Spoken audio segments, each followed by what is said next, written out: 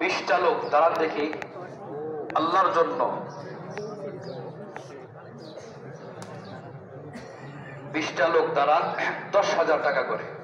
আলহামদুলিল্লাহ, হাজী রুহুল আমিন সাহেব 10,000 টাকা। সকলেই বলেন মারহাবা। আল্লাহ পাক তার দানকে কবুল করেন, সকলেই বলেন আমিন। আরো যারা আছি কয়েকজন,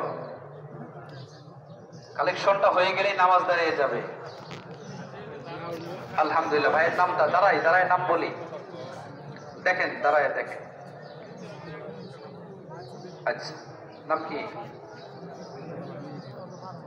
মাশাআল্লাহ, আমাদের নতুন মহল্লার হাতেম আলী সাহেব। আল্লাহ পাক তার দানকে কবুল করেন, সকলেই বলেন আমিন।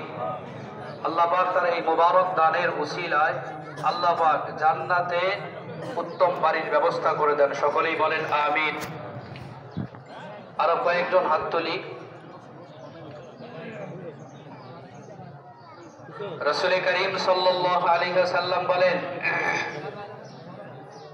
মা নাকাসাত সাদাকাতুন মিন মালিন।